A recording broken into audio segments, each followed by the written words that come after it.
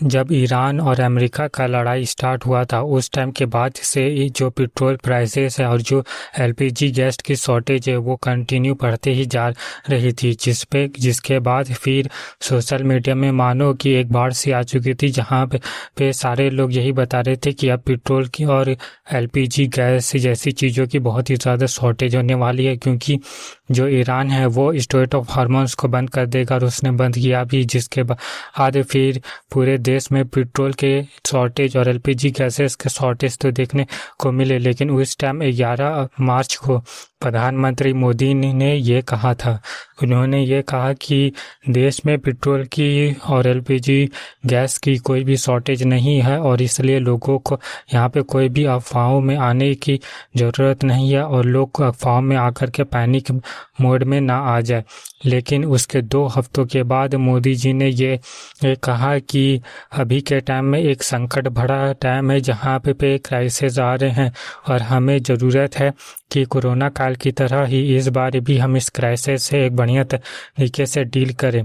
लेकिन अभी के टाइम में काफ़ी ज़्यादा टाइम बीत चुका है और स्टेट ऑफ हार्मोन्स भी धीरे धीरे करके खुलने की बात हो रही है, क्योंकि अभी जो है ईरान और अमेरिका के बीच में सिर्फ कुछ टाइम के लिए सीज़ फायर हुआ है। हालांकि उस सीज़ फायर के बाद थोड़े बहुत ही झगड़े फिर भी देखने को मिले, लेकिन अभी के टाइम के लिए 2 हफ्तों का सीज़ फायर हुआ है। लेकिन उसके बाद भी ये जो क्रूड ऑयल के जो दाम है वो दाम ज़रूरी नहीं कि घट ही जाएंगे और ज़रूरी नहीं कि स्टेट ऑफ हार्मोन पूरी तरीके से ओपन हो जाएगा, क्योंकि अब ईरान को भी नहीं पता है कि उसने आखिर कौन कौन से जगह पे माइल्स बिछा करके रखे हैं। तो सबसे पहले ये समझिए कि ये आखिर स्टेट ऑफ हार्मोन्स का प्रॉब्लम चल क्या रहा है।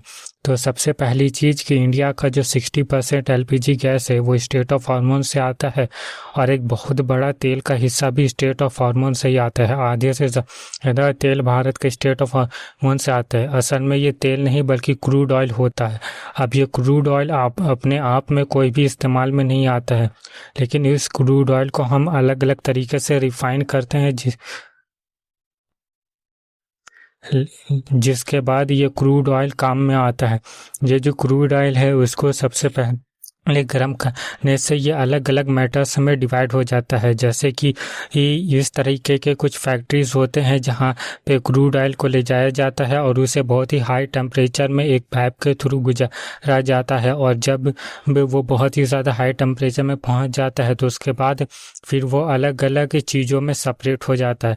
सबसे ऊपर में जो चीज़ होती है वो एलपीजी गैस होती है। एक गैस होती है जिसको हम लोग खाना बनाने और बाकी अलग अलग चीज़ों में इस्तेमाल करते हैं।